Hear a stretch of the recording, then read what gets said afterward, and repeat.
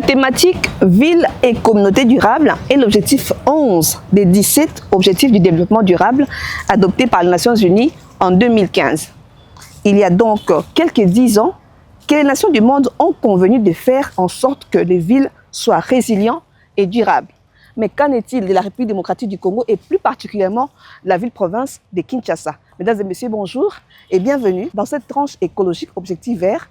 Merci de votre attention soutenue à ce programme qui parle aujourd'hui de la durabilité des villes et particulièrement de la ville de Kinshasa. Sous d'autres cieux, les suivis de la cible de l'objectif 11 s'appuie sur un certain nombre d'indicateurs et se basant sur quelques thématiques, à savoir la gestion et traitement des déchets, les dépenses publiques liées à la protection et à la conservation de l'ensemble du patrimoine culturel, la nature du sol et présence des risques naturels, mais aussi et surtout de la prévention des catastrophes naturelles. Dans les rapports nationaux sur la cartographie et niveau des références des indicateurs des ODD en République démocratique du Congo de 2018, il est clairement renseigné que le suivi et l'évaluation de la mise en œuvre des ODD à moins de 10 ans de son échéance dans les pays posait encore un sérieux problème de qualité des données. À cette conclusion s'ajoute l'observance dans la ville de Kinshasa d'un manque criant de coordination dans l'occupation des espaces qui conduit à des constructions anarchiques qui pullulent la destruction des espaces verts sans oublier les revers de la médaille en termes de catastrophes naturelles. Pour parler de cette question liée à la durabilité des villes, mais particulièrement de la ville de Kinshasa, nous avons choisi de donner la parole à un architecte, Raphaël Wesha Chilumba. Il est architecte, je l'ai dit, mais il est également docteur en art de bâtir et en urbanisme pour avoir des réponses aux préoccupations face à cette thématique. Une fois de plus, bonjour, amis de la nature, bienvenue à ce numéro de votre magazine Objectif Vert. Comme je l'ai annoncé tout à l'heure, pour comprendre la problématique des constructions anarchiques dans les grandes villes, mais pour se rapprocher, on va dire, prendre le contexte de la République démocratique du Congo et se rapprocher des villes durables telles que préconisées par l'objectif de développement durable 11, entendez par là ville durable, votre magazine s'est rapproché d'un architecte diplômé d'études supérieures en gestion de l'environnement tropical et docteur de son état en art de bâtir et urbanisme, M. Raphaël Waché Chilumba. Monsieur, bonjour. Bonjour, madame. Est-ce qu'il manque autre chose par rapport à votre qualificatif, par rapport à votre profil? Non, tout est dit. Tant mieux. Je suis architecte. Ok, d'accord. Avant toute chose. Voilà. D'accord. Docteur en art. De bâtir et urbanisme. En art de bâtir. Voilà qui va nous être utile pour aborder cette question ou cette thématique du jour. Dites-nous, professeur, je me permets de vous appeler professeur, que devons-nous comprendre par ville durable et résilient? Oui, on va peut-être commencer par la résilience. D'accord. La résilience, c'est la résistance au choc. D'accord. C'est-à-dire, qu'est-ce que nous appelons un choc en urbanisme? Ce sont toutes les catastrophes qui peuvent survenir dans une ville. Les causes et les raisons peuvent être différentes, mais il faut que la ville soit capable de réparer, d'intervenir pour faire en sorte qu'elle continue de fonctionner. Il ne faut pas qu'un accident naturel ou humain puisse entraver le développement d'une ville. C'est ça la résilience. Alors, la question de la durabilité, généralement, nous la posons en trois dimensions. Nous parlons d'abord de la durabilité sur le plan environnemental. Et en ce moment-là, on parle de l'environnement humain, du milieu physique dans lequel les citadins doivent vivre. Donc, la ville, c'est également, aujourd'hui, on est obligé d'apporter la nature et les bienfaits de la nature à ceux qui habitent la ville. Nous avons également une autre dimension qui est sociale, elle est plus vaste. Donc la dimension sociale, c'est d'abord l'accès à des logements décents pour tout le monde, mais c'est également l'accès à des équipements. Donc les équipements sont de divers ordres, c'est-à-dire équipements, mais on va plutôt parler des services, c'est-à-dire l'accès à la santé, l'accès à l'éducation, au transport, l'accès aux loisirs. Oui, la mobilité fait partie des des conditions d'accès à une vie. Bon, nous parlons également d'équipements commerciaux. Donc, c'est-à-dire que les gens doivent accéder, on parle en ce moment-là du droit à la ville. Donc, le droit à la ville, c'est que toute personne qui habite dans une ville a droit aux aménités de la ville. Aux aménités? Oui. Donc, les aménités, c'est ce que nous avons des biens dans la ville. Tous les services que la ville rend à la société humaine. Il ne faudrait pas qu'il y ait des gens qui en sont exclus par leurs conditions physiques ou par leur situation sociale. C'est ainsi que lorsqu'on parle de durabilité, on parle également d'une ville inclusive. D'accord, qui prend en compte c'est la ville de tout le monde. D'accord. Voilà. Donc. Alors, on va avancer, on sent qu'il y a vraiment la matière. Dites-nous, le pays possède, le pays, c'est-à-dire notre pays, la RDC, possède-t-il à ce jour une politique urbanistique qui tient compte de la démographie galopante, mais surtout des défis environnementaux actuels? Je dirais non. D'accord. Je dirais non.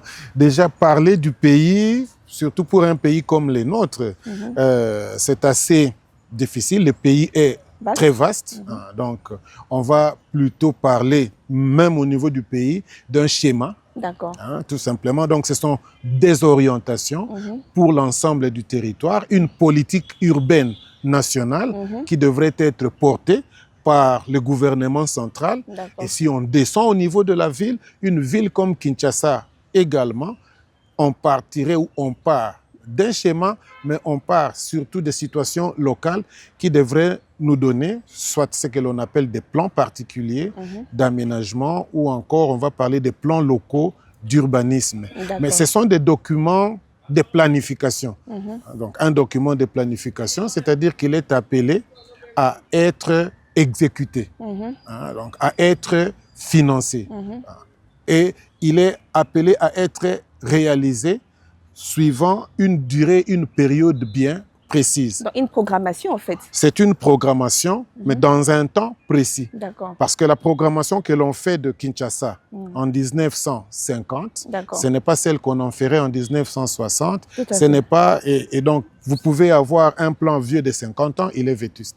Vieux de 15 ans, il est vétuste, il est dépassé. Mais est-ce que ce plan ne devrait pas tenir compte de la démographie, donc, comme je l'ai mentionné dans la question, de la démographie galopante actuelle, mais surtout des défis environnementaux du présent? Oui, il en tient. Enfin, on peut parler le dernier, mais c'est un schéma, ce n'est pas un plan de nouveau. Le dernier schéma d'orientation qui avait été produit pour la ville de Kinshasa, il remonte à 2013. 2013. Oui. D'accord. C'est ce que nous appelons les fameux SOSAC.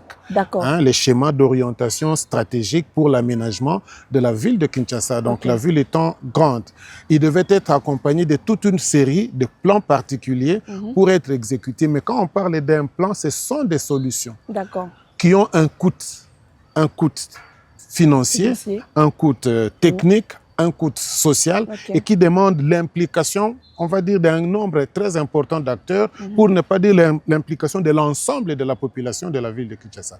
Aujourd'hui, même les hommes politiques qui en parlent, ils ne savent pas ce qu'il y a à l'intérieur.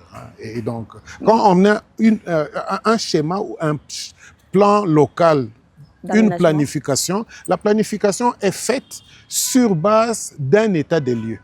Cet état des lieux, c'est la population, ce sont les ressources en présence, ce sont également les défis que vous devez relever pour aller vers cette ville-là où il fait bon vivre. Voilà. Donc, on prend en compte la population. Si on propose aujourd'hui un plan d'aménagement pour la ville de Kinshasa, on va planifier non pas pour 2025, on va planifier par rapport à la population que Kinshasa devrait avoir en 2040.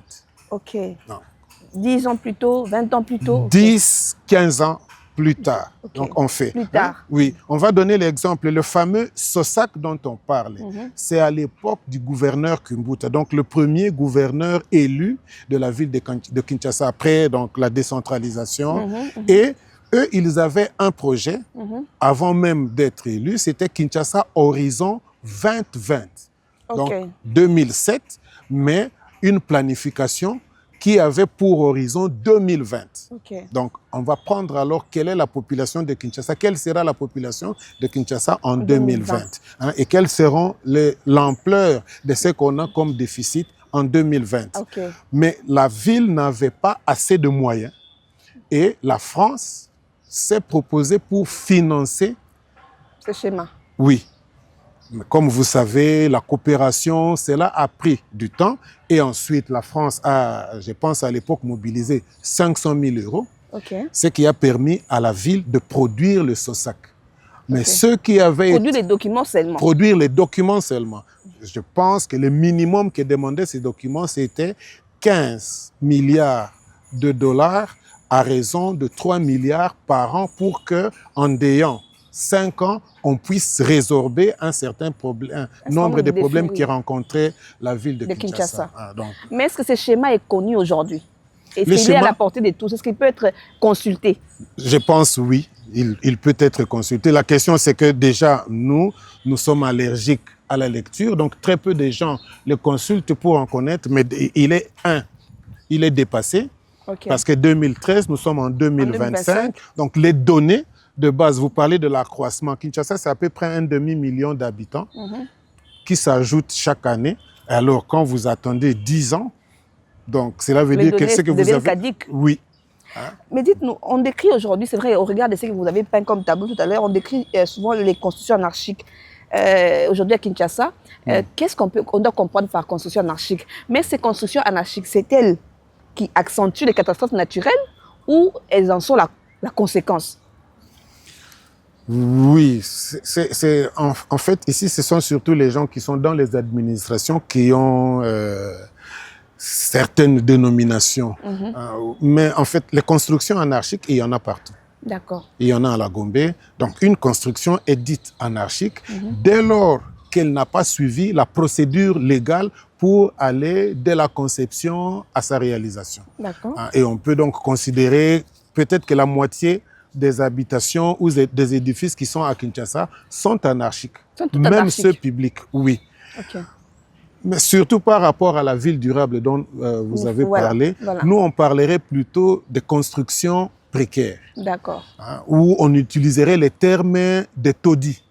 Hein, c'est-à-dire qu'il y a des gens ici qui dorment dans des habitations ou des constructions, mais qui ne remplissent pas les normes, qui ne permettent pas aux gens d'être dans de bonnes conditions. Donc, vous vivez dans un habitat qui est un vecteur pratiquement des maladies et vous rentrez dans un cercle de pauvreté parce que la malaria, la fièvre typhoïde, les maladies liées à l'eau et tout, parce que oui. Alors, on parle d'habitation précaire, on parle également de quartiers précaires.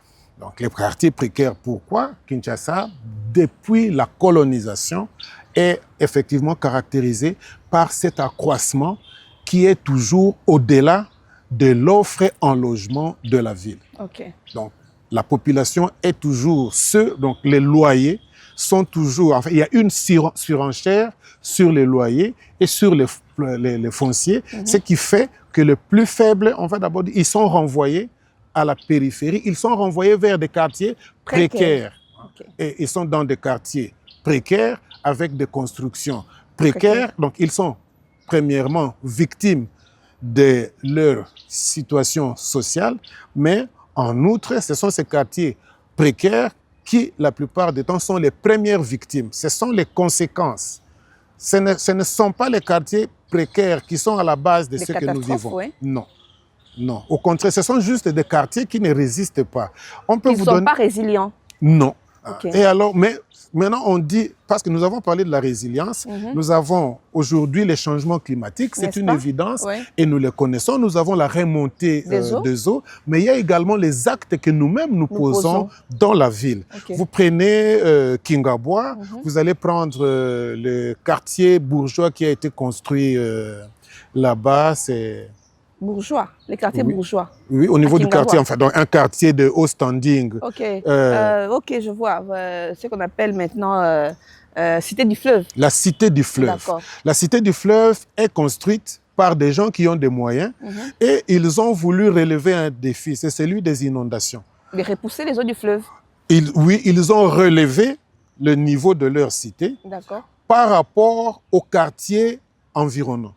Parce que vous ne pouvez pas repousser les eaux du fleuve. Ils ont juste renvoyé les eaux qui pouvaient venir chez eux vers les autres quartiers, notamment les quartiers Ndano.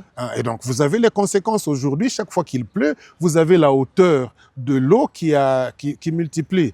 Les travaux que nous sommes en train de réaliser au niveau de la baie de Ngaliema. Par exemple? Oui, ces travaux-là ont un impact. Ces répercussions vers le bas. Oui.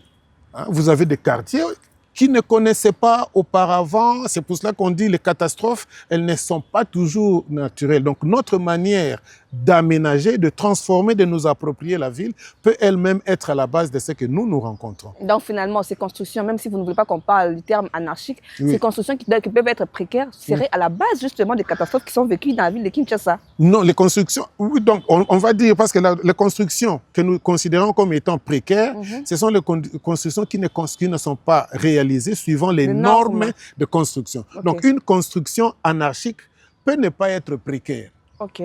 Tandis qu'une construction précaire, la plupart du temps, elle est nécessairement anarchique parce que spontanée, on n'a aucune autorisation, mais la qualité des matériaux qui ont été utilisés en font quelque chose de fragile, qui se retourne contre ses propres occupants. C'est pour ça que nous parlons du cercle vicieux de la pauvreté. Mais pour revenir à ce que vous dites, dites-nous, est-ce qu'aujourd'hui, le fait que vous parliez de la baie de Ngaliema, qui est quand même un sujet d'actualité, vous parlez de la cité du fleuve ou du quartier Ndano qui sont très souvent exposés lors de pluies diluviennes, est-ce qu'aujourd'hui, il y avait moyen de faire mieux? Il y a moyen de faire mieux, c'est ça l'urbanisme, c'est ça la planification. Il faut anticiper, mais il faut considérer que notre État a démissionné, on va dire peut-être depuis 1959, du moins au niveau de la ville de Kinshasa. Donc ici, à un moment donné à Kinshasa, ça a même été chanté, je crois, par Johnny Bokilo, Salangolo Zaku. Salangolo Zaku, c'était quoi? En fait, le premier plan d'urbanisation de la ville de Kinshasa, déjà, c'était 1951. Il y a eu un conflit. On rappelle que c'était à l'époque du colon. À l'époque coloniale, oui. Mais ces plans-là, ils voulaient déjà résorber le déficit en logement des indigènes. Ces plans, il avait pour objectif la construction de 20 unités, 20 000 unités d'habitation, 20 000 pour l'époque. Et c'est pour cela, c'est là où nous avons eu Matete, Djili, Lemba, Bandalungwa, Matongé, Christ Roi. Donc cette partie-là, on peut même monter, vous avez 100 maisons au-dessus du camp Tchachi, là où nous avons la cité des anciens combattants. Donc la ville a construit, mais ce que nous disons aujourd'hui, c'est que c'était déjà en deçà. Donc on avait sous-estimé la population de l'époque. Mais il y avait en dehors des logements toute une série d'actions qui devaient faire en sorte que la ville soit effectivement une ville pour tous. Mais comme vous dites là, comme j'ai demandé tantôt si on pouvait faire mieux, est-ce qu'on peut avoir aujourd'hui une ville en pleine expansion comme Kinshasa, bien aménagée, avec des espaces verts, des constructions qui répondent aux normes, mais en respectant le fait que la ville est en pleine expansion et chacun veut avoir son chez-soi? Oui, c'est tout à fait possible. Donc la notion déjà, c'est pour cela, lorsqu'on parle d'une ville durable, on dit qu'une ville durable n'est pas un objectif, ce n'est pas une utopie, c'est un horizon. C'est-à-dire que Kinshasa doit, prendre cet engagement-là d'aller vers la durabilité. La durabilité, c'est quoi? C'est une mobilité accessible à tous, donc renforcer les transports en commun, réfléchir, c'est des logements décent pour tout le monde. Une ville durable ne doit pas connaître en son sein des taudis. On ne peut pas avoir des quartiers comme Kanluka, des quartiers comme Massinaray, Muntukuti Nave, Akimbanseke, Sangamamba. On ne peut pas accepter que dans une ville, vous ayez des quartiers comme ça, et que vous ayez de l'autre côté la cité du fleuve, ouais. ou baie d'Engaliema actuellement. Oui, la baie d'Engaliema, ou le quartier Utex Africa, ou Montfleury, donc on a des ou la cité UP Oasis. Et des taudis à côté. Oui. Mais cet objectif-là n'est pas-t-il pas par des grincements des dents? Parce que toutes ces cités que vous citez, tous ces endroits que vous estimez être des quartiers qui ne devaient pas exister dans une ville durable, ça veut dire qu'il faut déloger tout ce monde. Est-ce que ça ne passe pas par des grincements des dents, cette politique ou cette vision, cet objectif-là? La question déloger, ça ce sont vraiment... Parce qu'ici, de nouveau, nous ne réfléchissons pas assez. Je regrette. Donc la politique de nos autorités, c'est presque la tradition. Vous savez, quand on a détruit Tembe-Natembe, on a envoyé les gens qui habitaient Tembe-Natembe à la périphérie.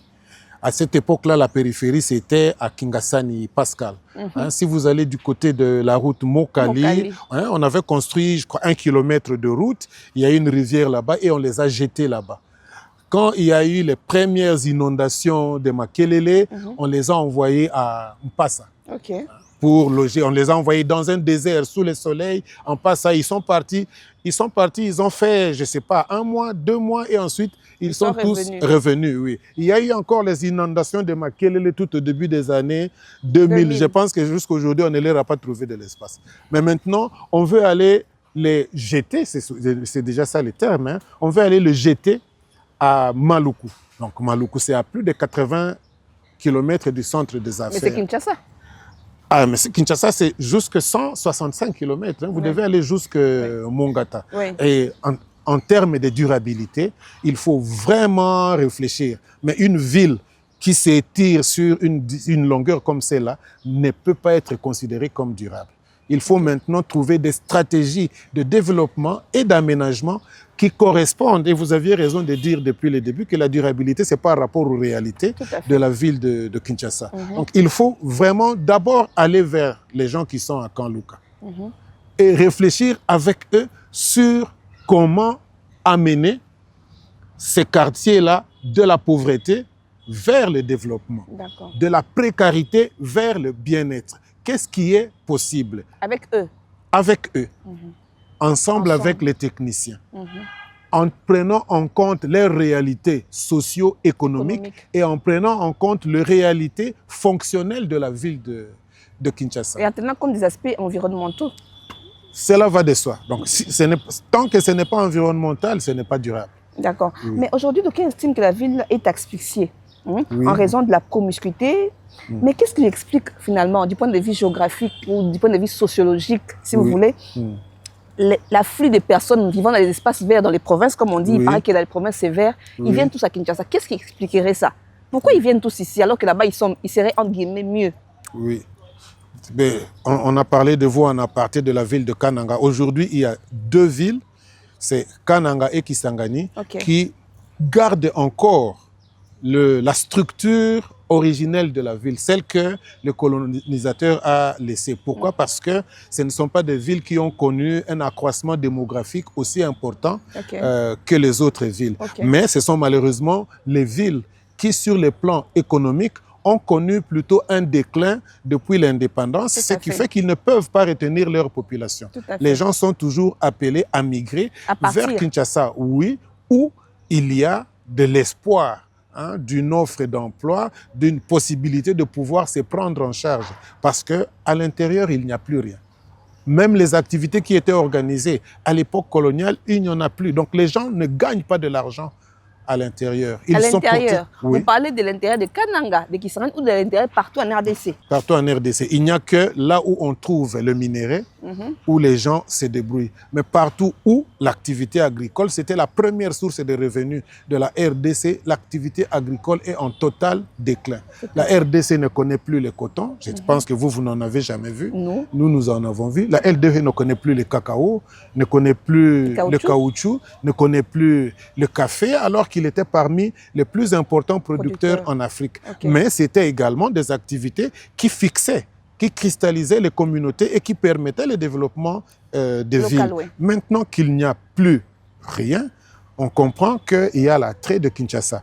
Mais Kinshasa, ce n'est pas uniquement l'afflux, c'est également la dynamique interne. Une ville qui fait 17 millions d'habitants, 20 millions d'habitants, elle vous en reproduit par sa dynamique démographique 1,5 million chaque année. N'est-ce pas que c'est plutôt une destination d'un Eldorado fictif, parce que finalement, vous parlez tantôt de cycles vicieux de pauvreté. Oui. On vient vers un avenir qui semble être prometteur, mais qui ne l'est pas finalement. Oui, et malheureusement, par moments, cet avenir-là semble plus prometteur que là où vous n'avez rien et ici où au moins vous vivez d'espoir, de solidarité et de petites opportunités. En fait, avec 17 millions, Kinshasa est une ville d'emploi. Ville d'emploi, des promiscuités. Oui, la question de promiscuité, c'est en fait le mauvais aménagement, la mauvaise planification. Et la mauvaise gestion des déchets, surtout en passant. Il n'y a rien qui est bien géré. Vous savez, si vous prenez, on va prendre maintenant la structure, parce que la ville est constituée d'une structure, d'un squelette. Le squelette, c'est la trame viaire, la trame de la voirie de la ville. Okay. C'est la même trame que nous avons depuis la colonisation. Oui. Nous sommes en train d'ajouter des populations, mais nous n'ajoutons pas les voies de circulation. C'est le même squelette, en fait. Oui, c'est la même route de Matadi, qui auparavant était une route nationale. C'était une route en dehors de la ville. Ce que vous appelez aujourd'hui le boulevard Lumumba, c'était la route de Kenge. C'était une route en dehors de la ville. Donc la ville s'étend malheureusement autour de la vieille structure qui a toujours existé parce qu'il n'y a pas d'offre. Okay. On va encore dire du mal des autres, mais regardez la baie d'Engaliema. Il n'y avait personne. Il y a 10 ans. Oui. Même il y a 10 ans, juste seulement, il y a 10 ans. Oui. Oui, il y a 10 ans seulement, il n'y avait personne. Et puis, la société Utex Africa, d'une usine, ils se sont transformés en un quartier pour... Un lotissement d'habitation. Oui, d'habitation, avec des gens qui ont 2 à 3 voitures par individu. Ça s'ajoute sur la petite route là de Monjiba. Oui.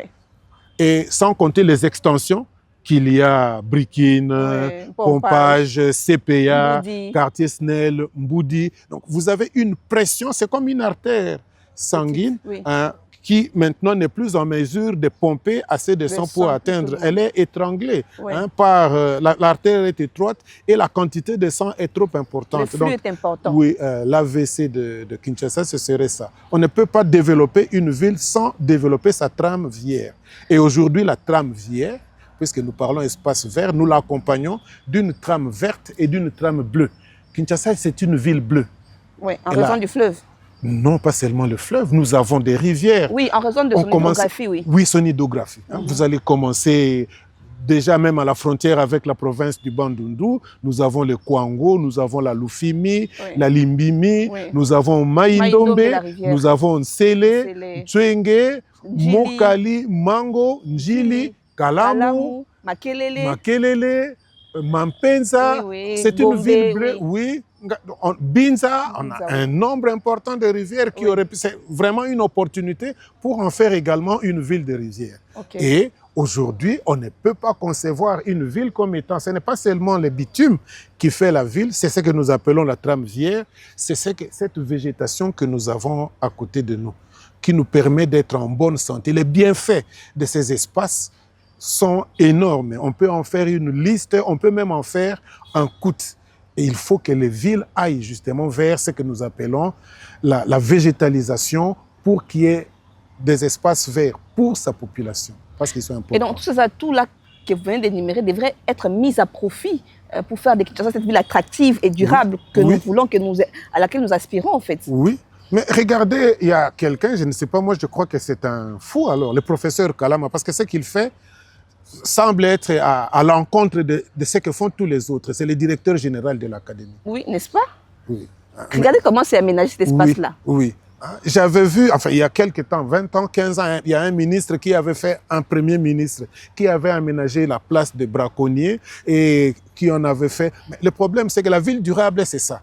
Ce n'est pas mauvais, la place des braconniers. C'est énorme ce que fait le directeur général de l'Académie des Beaux-Arts. Mais le défi, c'est que vous devez avoir autant d'espace que vous avez de quartiers. Voilà. Il ne faut pas que quelqu'un qui habite la commune de Lancélé, pour accéder à un espace vierge, vienne jusqu'à l'Académie des Beaux-Arts. Il faut que ça se trouve à côté. de lui. Donc ça, maintenant, c'est l'obligation. Mais c'est un défi, c'est ça en les fait. schémas. C'est ça un schéma d'aménagement. D'accord, que nous devons dupliquer. Que nous devons dupliquer, que nous devons nous approprier pour dire, il ne faut pas seulement dire le directeur général Kalama a fait. Non, il y a des gens, l'université de Kinshasa dispose d'un potentiel énorme, foncier oui, oui. 10 fois plus important que l'Académie de Beaux-Arts. Oui, oui, oui, donc il peut aussi commencer d'abord par réfléchir et ensuite aller vers une sorte d'académie. Donc les espaces publics devraient déjà être des espaces verts. Donc la gestion de l'espace public, c'est une politique du gouvernement et de la ville qui devrait maintenant être appliquée par les autorités municipales. Alors, c'est quand même une question épineuse, mais quand même d'actualité. Vous pensez que après les dernières pluies, avec son lot de catastrophes naturelles ou catastrophes anthropiques, je vais dire ça comme ça, oui. La démolition de certains lotissements est une solution durable? Bon, ce que nous déplorons ici, c'est, en fait, vous savez, qui fait quoi, hein? C'est assez important. Il y a des situations que nous vivons ici qui sont pénibles. Je disais ici, malheureusement, mais on peut en parler parce que c'est un exemple, le directeur général de l'Académie de Beaux-Arts aménage le site de l'Académie de Beaux-Arts, de l'université, sur tous les sites qu'il aménage. Donc, en fait, il maîtrise son territoire. Mais si le directeur de l'Académie de Beaux-Arts s'est limité ou réduisait son travail à aller la déventure de son bureau, par exemple. Oui, non, là, ce n'est pas... Parce qu'aujourd'hui, la notion de durabilité, c'est également celle de la maturité dans les décisions. Donc, combien de temps? Le mandat d'un gouverneur, c'est 5 ans. En combien de temps est-il en mesure de faire ce qu'il est en train de faire là? Quels sont les moyens? Nous avons eu un exemple. Pour le moment, nous avons effectivement des problèmes de fluidité. Alors, on nous a dit que le vice-premier ministre a réfléchi. Il avait proposé une solution. Mais la question, c'était, il y a un coût quotidien pour déplacer, déployer la police à travers toute la ville de Kinshasa, imposer une discipline aux automobilistes. Il y a un coût financier, un coût humain que vous devez être sûr dès le début que vous pouvez les soutenir, ne fût-ce que pendant une année. Ils n'ont pas fait 2 mois. On peut poser la même question aujourd'hui. C'est pour cela que par moment, les victimes, pas je veux dire, ceux qui sont sanctionnés aujourd'hui deviennent des victimes. Pourquoi? Parce qu'on n'est pas en mesure d'appliquer la mesure. Ça aurait été idéal aujourd'hui de commencer par l'identification. Dans chaque commune, dans chaque quartier, sur chaque avenue. Évaluer la quantité du travail et ensuite proposer une stratégie qui pourrait résoudre le problème de manière globale. Mais quand vous vous précipitez de cette façon-là, on dit que c'est du populisme. Finalement, les gens qui sont sanctionnés deviennent des victimes, vous le dites. Oui, parce que tous les autres sont là, ils sont tranquilles. Peut-être que même moi qui vous parle, je suis aussi dans une construction anarchique, mais je sais qu'ils n'arriveront jamais chez moi tant qu'ils n'auront pas fini. Son mandat risque de se terminer sur les quelques cas de démolition qu'il fait. Alors, on est en train de tendre vers la fin, professeur. Aujourd'hui, tout le monde, chacun veut habiter chez soi. Je l'avais dit tantôt, moi, je veux avoir mon chez moi. Tout le monde veut avoir son chez soi, j'allais dire. Une maison principale et une résidence secondaire. Comment faire le choix où habiter, où construire, où acheter, sur base de quels critères? Vous, en tant que docteur en art. De nouveau ça revient dans l'aménagement. D'accord. Ça revient dans les zonings. Mais aujourd'hui, une ville comme Kinshasa, déjà, elle fonctionne mal. Pourquoi? Parce que la ville de Kinshasa, ce que nous appelons, entre guillemets, maintenant, la véritable ville, donc ce qui était les centres des affaires, se trouve coincé au nord. Ok. Les Blancs avaient le fleuve contre lequel ils s'adossaient, c'était le climat, c'était la température. Et ensuite, autour de lui, il y avait les indigènes ou les autochtones qui se sont éloignés au fur et à mesure que s'est développée la ville. Et aujourd'hui, venir tous, converger tous vers ce petit centre-là, non. Donc, il faut réfléchir en termes de services et d'équipements qu'il faut décentraliser. Et la notion des logements, c'est aussi, nous avons parlé ici de la notion d'inclusion. Aujourd'hui, on n'aime plus stigmatiser les gens. Le quartier stigmatise. Et il faut aller vers l'éradication de ces genres de quartiers et vers l'inclusion. Alors, votre mot de la fin, vous parliez de Kinshasa comme étant une ville avec un énorme potentiel bleu, avec un énorme potentiel vert également. Alors, qu'est-ce qu'il faut faire en quelques mots pour relever ce défi et se rapprocher, on va dire, d'une ville durable? La gouvernance urbaine. Il faut une gouvernance urbaine. La gouvernance signifie que tous les intervenants, tous les acteurs de la ville à leur niveau de responsabilité devraient être associés pour proposer des actions et des réalisations subsidiaires. Dans la gestion, on parle de subsidiarité. C'est-à-dire que ce que fait le chef de rue, le chef de quartier ne le fait pas, le bourgmestre ne le fait pas, le gouverneur ne le fait pas, le premier ministre ne le fait pas. Alors si le premier ministre commence à descendre pour aménager 10 mètres carrés, eh bien ça ne va pas. C'est la gouvernance. Merci. Voilà qui va être votre mot de la fin par rapport à cette thématique ville durable, contexte de la République démocratique du Congo et particulièrement de la ville-province de Kinshasa. Merci. Et merci à vous surtout de nous avoir suivis à la maison et d'avoir, je l'espère, retenu, on va dire, l'essentiel sur la question de la ville durable et comment Kinshasa pourrait parvenir à se rapprocher de cet idéal de ville durable. Merci à vous et à très bientôt.